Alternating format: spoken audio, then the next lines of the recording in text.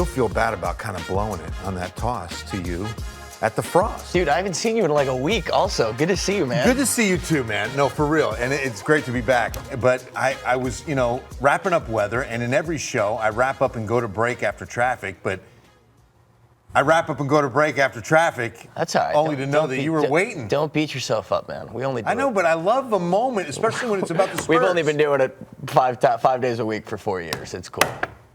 I just felt terrible. Dude, I am beating myself up. The city right now is on fire. This is Spurs incredible, fever, bro. contagious. This is really awesome. I've never been in San Antonio when the Spurs have been in the postseason, and I'm kind of concerned to see what's going to happen if we win the NBA Finals. There's more spirit because winning now after winning because of that. Game 2 and Game 1 and round 1, people are Dude, did you honking see everywhere. what happened last night in downtown? I mean, it was. I was at the arena driving back. We won the national championship. You had boats on the Riverwalk that were honking. I mean, I'm not kidding. No, there were. The boats were honking. The boats were honking. I live in Southtown, so I can hear it spills all over into the neighborhood. Well, speaking of spills, somebody released where the T-Wolves were spending the night, and they said they were cruising and circling that hotel. Just honking hard. Yeah, I mean, they were at the Kimpton, I believe. Downtown. Is that where they were? That's kind of where that's where they were early on. I don't know, maybe if they've relocated. They might since. be relocating. Yeah. If they come back. And they might if they come back. So we're sitting here right now, just for time reference. Spurs just won Game 5 by 29 points. In this series, in the conference finals, Minnesota has yet to have a double-digit lead in the series. The Spurs have had a double-digit lead in 3 different games, right? So I feel like talent-wise, the Spurs right now have the way the series is played out. I feel like the Spurs have the ability to have that first punch that Minnesota won't be able to get from the mat. We never call it raining twos because it's always going to be someone else. Ladies and gentlemen, a very special Spurs edition of Raining Threes. Let's bring him in, Mr. Jacob Tobey. Jacob, come on over here, The man. voice of the San Antonio Spurs. Listen to the studio audience at this point would be cheering. Yeah. This is right after the musical guest and my monologue. Usually, to see you, bro. Usually we're on the couches, but we've been booted. We've been booted, upgraded, relocated. booted. I kind of like the couches. The couches are a lot more comfortable. But this is nice, and I like I'm the back difference. I'm back at the anchor desk. Welcome. Yeah. All right, now first, your role with the Spurs is play-by-play on television. Play-by-play I get to sit there with Sean Elliott, one of the greatest Spurs ever, and just talk basketball. The ninja. How lucky am I? It's crazy. He's the ninja. You're right. And you've been in this role now you just finished your second season. Yeah, second season. Right, and you took over for Bill Land, who'd been the voice of the Spurs for 20 years. 20 years. Great guy. Were you nervous going into that role because of Bill? No, because my whole thing was somebody has to take over, why not? Why not it be me? I was waiting my whole life to do this. Like, I've talked to Nate about it a bunch. Like, I just dreamed about being in the NBA, so why not me? And Bill was great when I got hired. He took me out to lunch. He called me the night before my first game and just checked in with me and made me feel welcome and was not like, who's this new guy? Right. Like, he took me in as like That makes a family difference. type thing, and it made me feel way more comfortable. And so there was no ill will. It's so hard to do that, though. Yeah. To fill in after somebody. I know somebody that turned down this job because they didn't want to follow Chris Maru at Ken's 5. And they should. I mean, they were very well ready and able. Yeah. But, somebody has to follow the legend, and I just figured, why not do it? Shoptow's got to be sweating bullets. If you don't want to follow he doesn't me, want to man. come after Bill Taylor. No chance. Absolutely not. JT, you are from Massachusetts, correct? Yes. But is that right? East Coast. All right, let's East go Coast. Northeast. That's what I'm saying. I like it. That's what I'm saying. I like it. The Chicago guy New thinks Jersey, Chicago. Yeah. Well, Chicago's great, man. I mean, people in the Midwest we've discovered are very hearty, nice people. I mean, in Minneapolis, the PR in Minneapolis for this series has been great. Yep. Everybody up in Minnesota was super nice. Is that cool? Yeah. I mean, I was just telling you, because we were up there for obviously the conference semifinals. You're on the road for 41 games of the season, right? Essentially. Yeah. I mean, But where would you say Minneapolis in terms of like hospitality for visiting teams? It's top 3 for sure. Okay. They made us Top 3. Yeah, they make us feel super welcome there, and it's a great the crowd's not mean. No. The fans, really? The fan base isn't mean. It's so dark. When I'm watching a game, It is a little it's dark just in like there. an abyss back Yeah, there. it I'm is. like, Because how, they want how that- far does it go? They It's want like the the feeling. forest. That was just yeah. gonna say. forest. Is that what it is? That's right. They want the So that's intentional. Yeah. Oh yeah, and their PA announcer sounds literally like what I would consider a wolf sounding like. You did tell me that. If He a wolf does could kind of If a sound wolf like a could wolf. speak, it's like this wolf Yeah. is announcing the game in the arena. Are you serious? Oh, I swear to God. That's wild. I swear. He's one of my favorite PA Yeah, guys. in the league. he does have a very Wow. wolfy voice. That's hilarious. Yeah. I get kind of all jazzed up intentional. when they're doing the intros because I'm like, there's a wolf in here, you know? Well, since you ranked it in the top 3, I've got to ask then who's number 1? Most hospitable arena and staff. I know who I've when heard. you're on the road. I know who I've Who heard. have you heard? The one that I've heard the most is number 1, the Golden State Warriors. Oh, Really? By far. Really? By far. Okay. Yeah. What's the difference? What is the difference with the Warriors? I don't know. They just have a great handle on everything. The new arena is amazing. New arena is sweet. Yeah. It's right there on the water, right on Yeah. the bay, Chase Center. Yeah, it's cool. And I love San Francisco. I did the WNBA this past summer, so I got to spend a lot more time there. Cause I did it. You were the voice of the Valkyries, right? The WNBA team Yeah, that was out there. So I spent my summer wow. doing that, and so I got to know the whole organization. And so, they do a great job. They've had a long-time PR guy there for almost 30 plus years, so they know how to get it done. I hope you guys realize, I mean, just as a huge sports fan, how cool it is for your jobs to just be traveling the country. It's crazy. You're in every arena. It's not just a few. It's not just your favorite team. You're going to go to all of them. Yeah. That's so Some incredible. people don't I'll never understand do that. really, or I mean, you've seen the entire country, man. I pretty much. have. I've gotten lucky. I've seen the best parts of all the big cities, and flying with the team on the team charter plane. Like, who am I to deserve that? Who do you sit with on the flight? I sit with Sean. Do you? Yeah. Okay. So but that's the best because that's how our relationship really grew. Yeah. And he's a big wine guy, and so he brings a couple bottles on the plane, and we'll get some stories flowing. I'll hear about the old times, and that helps my knowledge of stuff that I don't necessarily know about coming fill into in the those job. gaps. Filling Yeah. in the gaps, Yeah. hearing those stories, and so that's my favorite part, honestly. Other than doing the actual game with them, is just sitting on the plane with Well, them. bro, you can tell. I'm going to be honest with you right now. When I haven't heard you and seen you a lot, but when I have, it sounds like you've been there a few years already. I just tried. It really does. I tried to dive in on the history as much as I can. It helped that the Spurs produced this 50-episode documentary series on YouTube about their history. Fantastic. Ring of the Rel. Awesome. Created in part by my boss, Mike Ciccarello, who did a great job just telling the story. And so that's how I got to understand the history. I just dove right in. I took notes. I got here. I read a full book that was translated from French to English on Victor's growing up on his childhood. Oh, wow. And I carry it with me in my bag everywhere I go in case I have to reference stuff about his past, like on the broadcast. Yeah. So I've tried to lean into that stuff as much as possible. Talk to Sean a lot, like I said, about all the stories and any other legends that I meet. Real quick on Vic, when did he hit 6 feet? Do you know? I'm just wondering, like, was he in 4th grade? I think he first dunked when he was, I think he said 12. Oh So, my gosh. Yeah. That's 5th grade. Yeah, there's video That's of him, crazy. like Yeah. when he was a teenager in France, and he's That's crazy. literally there's video of him at I think age 16, and he's 16, and Rudy Gobert, who's the starting center for the Timberwolves, he's French national. Both those guys are on the French national team, but Gobert's in the NBA playing for like the Jazz at the time. Vic, this is like 6-7 years ago, and Wembanyama's 16 playing against him like one-on-one in some gym in France. And playing. Yeah, Right, but like, it's not but just- like now you see it, and now they're playing against each other in the NBA. That's and, so and cool. Victor last night in Game 5, you had him on ice skates there for a little bit. Yeah. You know, the thing about the Spurs, because, I'm the only one here, obviously, that was here for the glory days. Yes, you and were. it was expected. Like, what we're seeing now was every year. And they were the team to beat. They were phenomenal. But one thing that's really neat about the Spurs, and maybe you can, comment on this knowing that history, they've always gotten, like, the big, stellar starters. Like, I go back to David, coming out of the Naval Academy, and he's a Spur. Tim Duncan, right? Manu, like one of the trailblazers of the Euro players, right?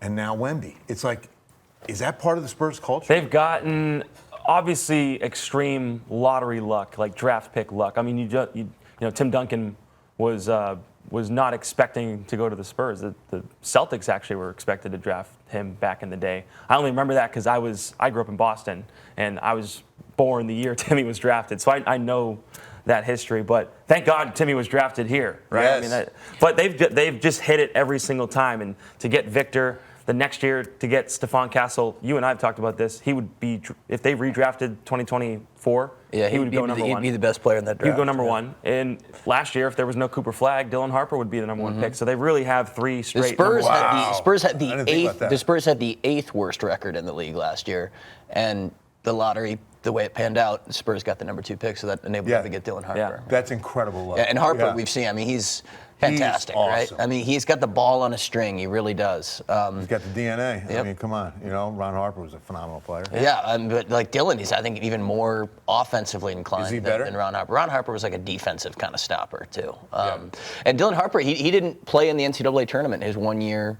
at Rutgers. Rutgers didn't go to the tournament his 1 year he was there. But I really love how he's bought into his role coming into a team that's contending, because we've talked about this. You put Dylan Harper on maybe 25 of the other NBA teams, and he's starting probably year 1, right? Sure. And he's putting up a lot more shots, probably scoring a lot more points.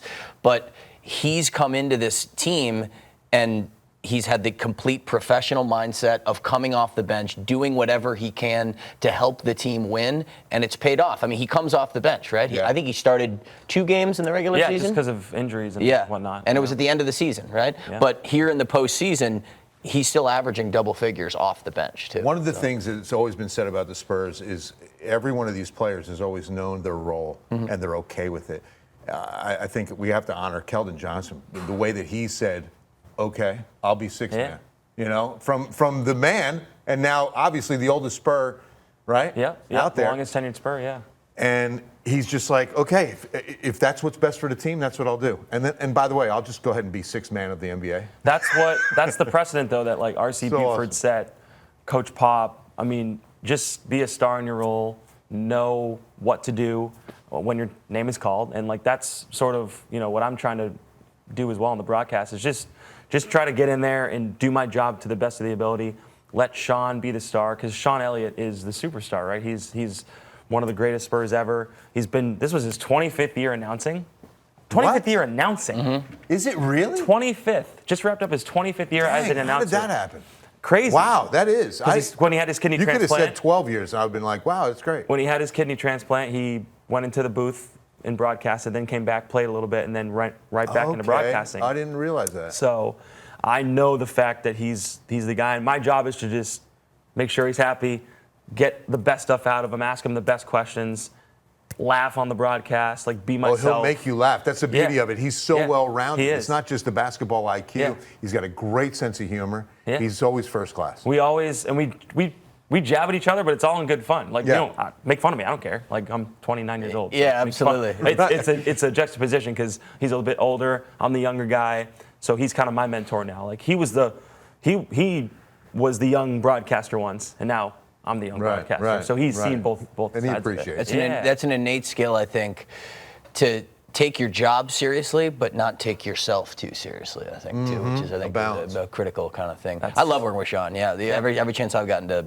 when I sit down next to him on the floor, it's I mentioned, the glory days, and I want to say that you guys have been amazed at what you're seeing. Like, just after that Game 5 win, it looked like downtown San Antonio as if we won the NBA Finals. It's been so long. Yeah. I think the city's been waiting. It's been 7 years. When I moved here, everyone was like, get ready for it to be crazy. And I was like, okay. And then everyone was like, get ready for the honking. And I was like, what does that even mean? I remember I walked you down Commerce. Is that a euphemism? Wait. Yeah. Well, honking what? I walked Jacob down Commerce. He had never seen it after a game about a week or two ago, and we just went walking down Commerce like it was like on a Wednesday night, super late. But he's like, I want to see it. I want to check it out. I'm like, it's happening. Conchas are part of it. Yeah. Which that's new. Okay. I don't remember that being a deal last time this happened. Wow. Okay. But think about it. You and I both grew up in cities and areas. As you did too, of course, with multiple teams. Sure. And so when you get a city this size, and they've got one, you know what I mean? It's special. That's what makes it so special. I didn't know, to be honest, anything about San Antonio before I moved here. I didn't know anything. And what I've come to learn and love is that it really is a community. Everyone's really together, and they're really passionate about the Spurs. And for me to just be a part of it and feel welcome, and everyone's been super nice, I have fallen in love with it faster than I could have possibly imagined. So I'm just like, I'm embracing it. They're embracing me. It's like this whole thing. We sometimes have to remind young producers, like, if anything breaks with the Spurs, it's lead story on this. That's right. A-block, sports A-block. It doesn't A-block. matter what you've got. I don't care if you've got, this congressman that, this politics this, or the city. And this is a weather guy speaking. Weather guy. Oh, yeah. He's more than just a weather guy. I will say that, bro. That's the only thing that here. will take lead story from you, is if I've got severe weather. Because I can. You interrupt the weather president of the guys United and States, gals all the time, Right? all the time, taking that time. Jacob, you're not just a broadcaster. You also have developed a separate fan base from your musical talents. Your voice doesn't just call games, it also belts tunes. You are a singer-songwriter, and you play gigs around San Antonio, correct? This is true. Wow. Yeah, Wow. This is true. Yeah. So I've been a musician longer, technically, than a broadcaster. I've been playing music since I was 5. What kind of music? Like death metal or? No. Okay. I'm just Soft playing. I'm acoustic playing. pop. Soft acoustic. I Nice. think Nice. like Ed Sheeran or John Mayer or something Very like that. nice. Okay. But yeah, I took piano lessons, drum lessons. I taught myself how to play guitar, sing, and just been playing in bars and restaurants since I was 15. And so That's awesome. Wow. it's And you play, and he plays in San Antonio, like a couple places around here too. a place. I live in the Pearl, so I play a lot around there. A super fun area. And later this summer, I'm hopefully going to put out some original music. Really? Yeah. Maybe I'm record an saying album? it publicly. Yeah. I've said it publicly the last couple months Speak in it, interviews bro. because Speak I'm it. just making sure people check me if I don't do I was it. just going to say, get us to hold you accountable. But I knew when I moved here, with us being so close to Austin as well, and that's a great live music city, I knew that I could potentially grow my music as well. I've just been working so hard at broadcasting, but now I'm... All right, well, let me ask you then, if there comes a time where we've got a dividing road, is it going to be music or is it going to be broadcast? I always say, why can't it be both? Why can't it still be both? Good, Why good. can't... There's the video of him. There's him singing the anthem right there. Look at this.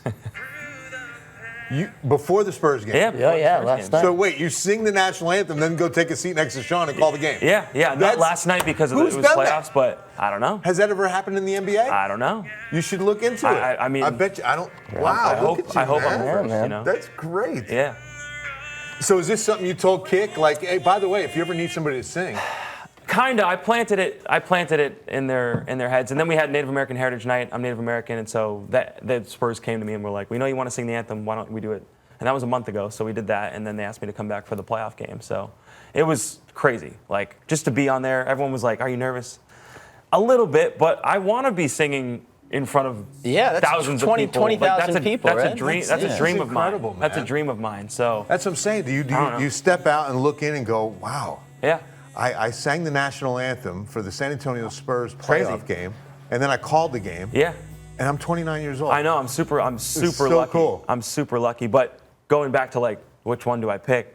I always say, why not both? Why can't I do the NBA in the October through whenever we end, and then why can't I just go around in the summer and play some shows and release some music and have fun with it? Yeah, because it's not all year, right? Yeah. So if your NBA season, what is it, 7 months? Yeah, whatever. October till I'm technically done in April calling the games. Yeah. So however many months that is.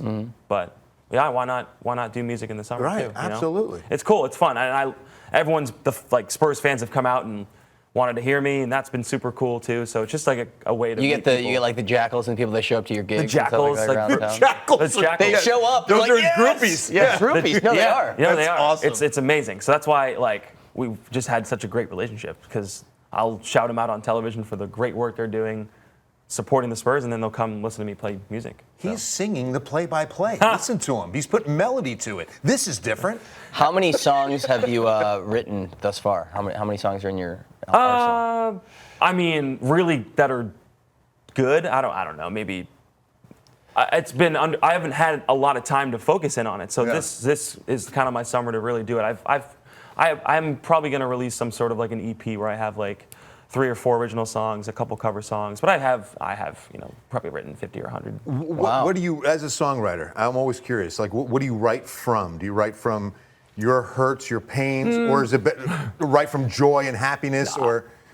I think this first thing that I'll probably put out is more happy. It's about kind of where I grew up. I grew up Cape Cod, Massachusetts, on the beach. So I have a couple songs about like sunsets with my family, or like going out at night with my friends on the beach and like having a good time, like some of that stuff. A couple love songs, obviously, you throw those in there as well.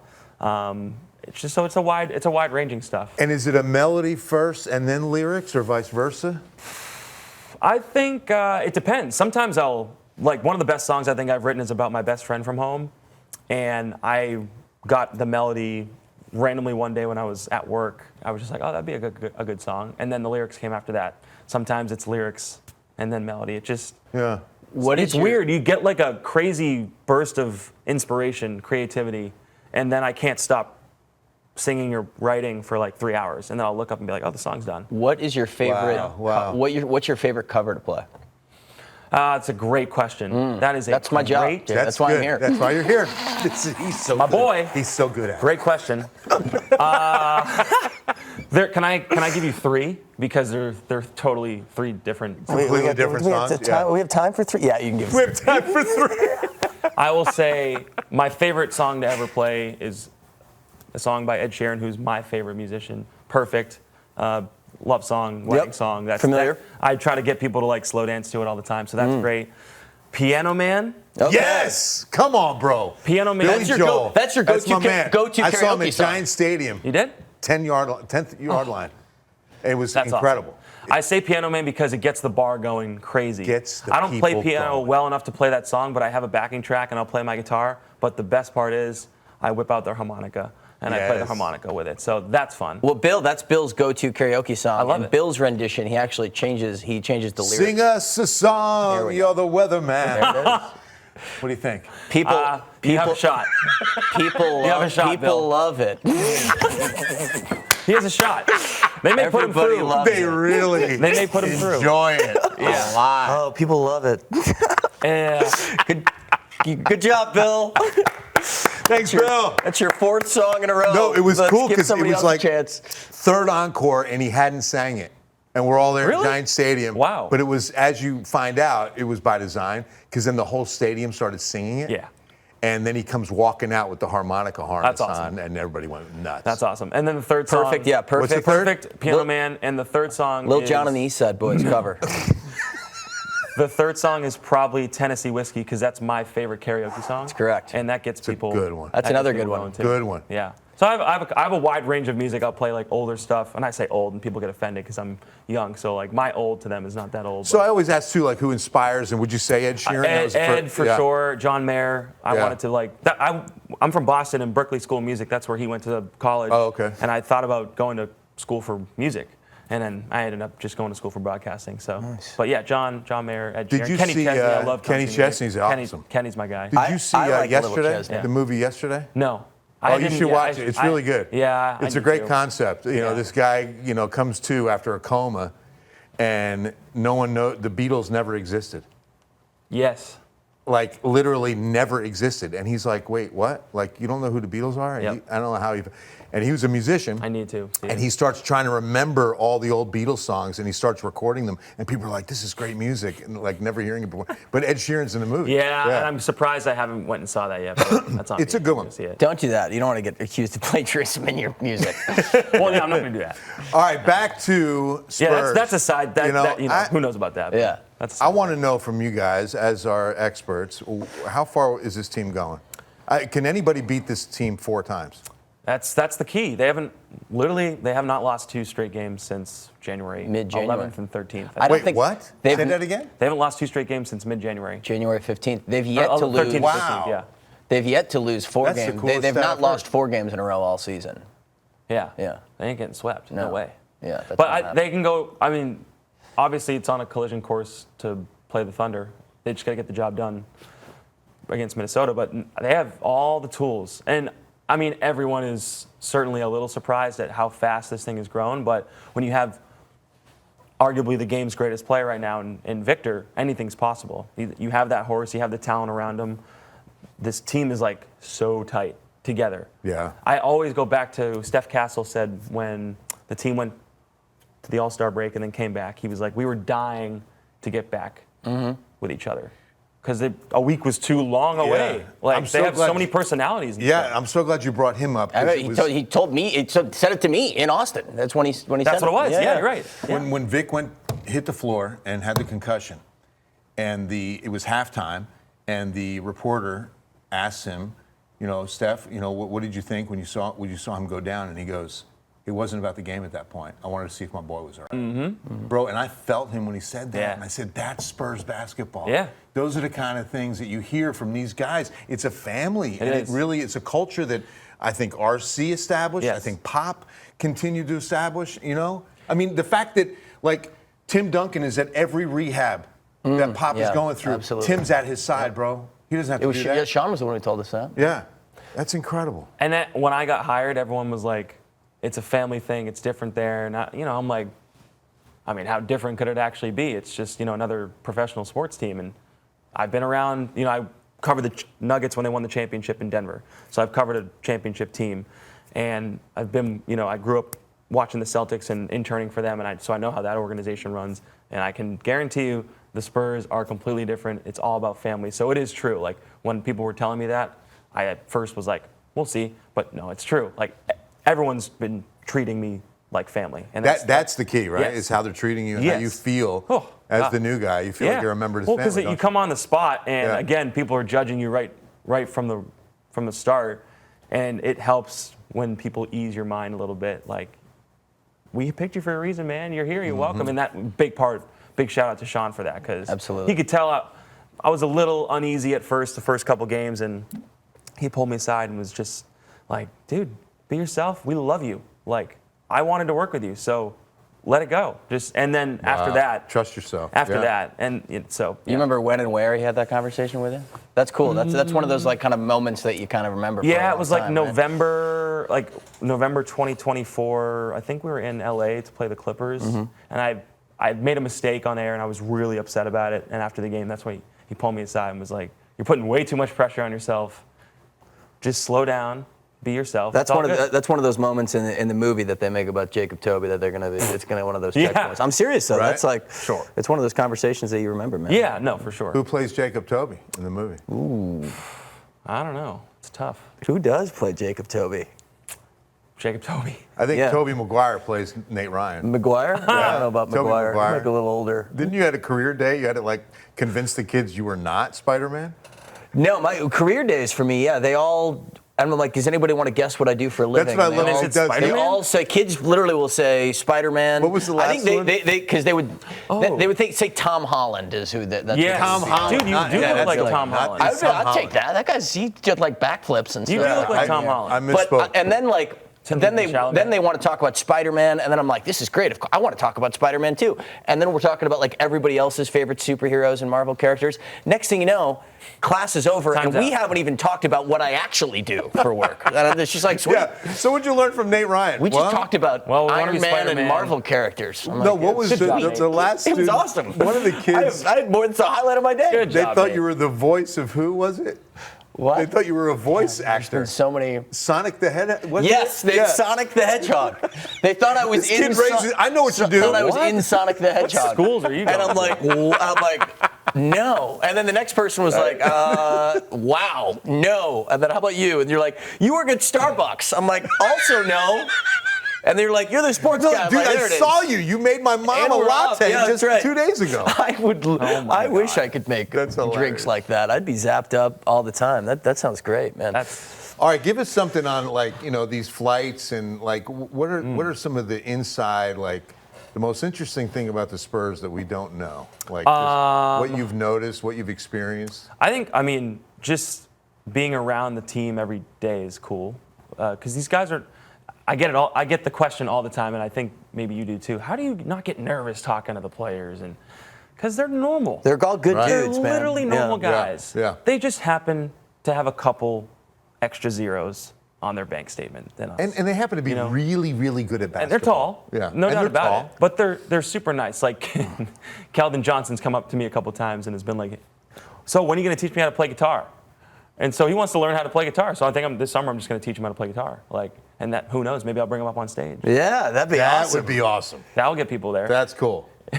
So that's I just love having the relationships with the guys. And again, too, I think also, like, you talk about, like, family, right? But, like, working with your producers, your directors, your stats team, your entire TV truck. Yes. The team that you guys have, it's a really tight-knit group as well, too. It's some of the most talented people I've ever been around. Yeah, the talent is always in the truck. Like, director, producer, Daniel, our producer, and Kick, our director, have been there for 30-plus years. So I've slid into this well-oiled machine that Sean's been there for 25, they've been there for 30-plus. So that's why it's all gone so well, is because they've made it so easy on my transition. Mm-hmm. Avery is our video guy. He does a great job. Lamar is another producer who does unbelievable work that guy's with a our wizard. stats. Lamar, he'll send me stats from time to time, and I'm just like, this is gold. So it takes a village. It's not helps. everything that I'm saying is strictly from my brain. Like Lamar or Daniel's telling something in my ear. This is the first time since '97 that the Spurs have done this. Like, I would never necessarily know that right off the rip. Right. But you're doing obviously a lot of prep I do work, a lot right? of, You have your charts I put in front of you. Anywhere from 4 to 6 hours of hard preparation, reading feature stories, stats, watching film, because I need to see what the rotations are like, see what how each guy plays. And so once you get into the season, that stuff wanes down a little bit because you've seen a team 3 or 4 times. Right. But at the start, you're putting in a lot of work. And I just want to be prepared for anything. The hardest thing in broadcasting is the blowout game. How do you keep it interesting? And the Spurs have whacked some teams this season. How do you keep it fun? Yeah. How do you keep it interesting? How do you still, when the Spurs are up by 30, show love to the guys at the end of the bench that are playing because they deserve it. Right. And they've worked their asses off. I don't know if I can say that. You're good. Just did. Yeah, you're good. Whoops. No, you're fine. They've worked their butts off, and so show the respect to them, but also, are there league stories that Sean would want to talk about, or is something on my mind that I want to talk about? Something funny that I can bring up that's going to make people laugh at home. And so this year I think I did a better job than last year of keeping it flowing, keeping it interesting during blowouts, because it's the hardest thing in broadcasting. One of the things I wanted to ask you about, I could not let you go without talking about the elbow. So what was the inside talk, if you can share with us? Like, how did Vic really feel about what happened and how it was handled by the NBA? Without there being a suspension, there was a lot of flack from people like Draymond Green and Kendrick Perkins, and they were just like, you got to be kidding, and the T will, hey, it's fair game now. Who's going to elbow him tonight? I mean, Draymond Green literally said that. Yeah. I'm not sure exactly how he felt. I think it was more of a reactionary thing. He was getting beat up, so he made the decision. I was in the arena. You heard it as well. The crowd was going crazy when they saw the replay of it. And it was unfortunate, but I think the best thing he could have done was what he did last night, was just have a big game, move on, and feel that love from the home crowd. You could tell he was really upset that he wasn't able to finish the game with his teammates. And Devin Vassell confirmed that before the game. He goes, Victor was really upset that he couldn't be out there to finish the game with us, but he's so calculated, right? He's so advanced, physically and just psychologically. He's such a determined and focused player where Vassell was like, we've seen what happens when Vic gets upset, and he went out and scored 16 points in the first quarter. The best games I've seen Victor play, other than when he scored 50 points, because I wouldn't necessarily say he was like mad before that game, but the best I've seen Victor play is when he's been upset. He's got a chip on his shoulder. A chip on his shoulder, the physicality. He wants to be the greatest player ever. Sean has said that.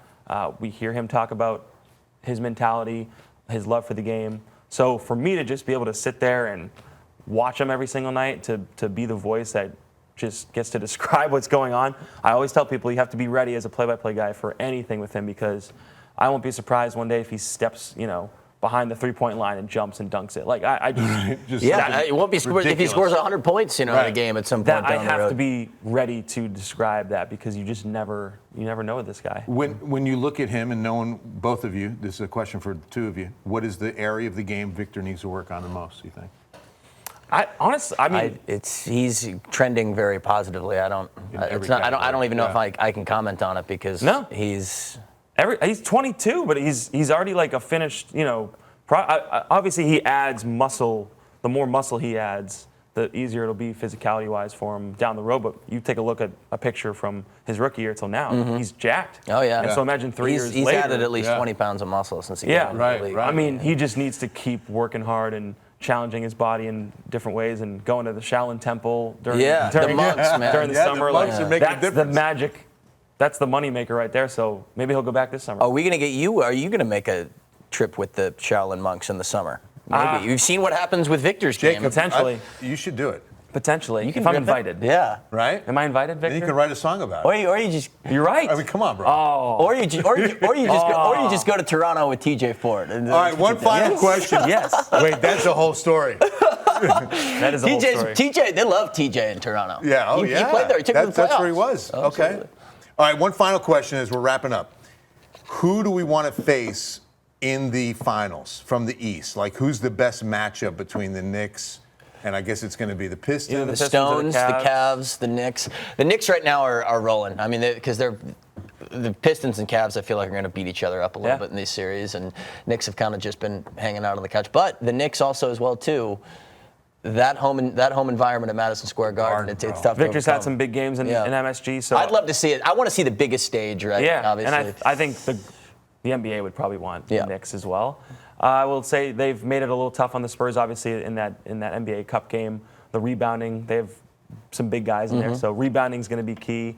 The Spurs gave it to Detroit both times this year. Yeah. So that would. Cleveland also. They didn't have James Harden. Cleveland beat us twice in the regular season. Yeah. Oh, is that right? So there's matchups favorable and non-favorable with each team. I don't think the Spurs want a single matchup. I just think they want to get to the finals. That's the thing. With this team, their vision right now, they're not thinking about it, which is like, it's so impressive. They're so locked in. The only thing they care about right now is Game 6 of the good, Western Conference good. semifinal. They don't look past any of this stuff, right. like especially with all the more media coverage that's around them and everybody else is talking about this stuff. Genuinely, this team, these players, this coaching staff, they're focused only on one thing. I can't imagine what it takes to focus on that level. Because I was nervous before last night's tip-off. I can't imagine the nerves, and then you get into an arena I know. of 20,000 people. You messed up. You tossed a break. And I you're tossed so a nervous. break when I was supposed to toss to Nate to me. Ryan. I was so nervous. That's what I'm saying. See? Nervous. Did Sean say something too? Off your game.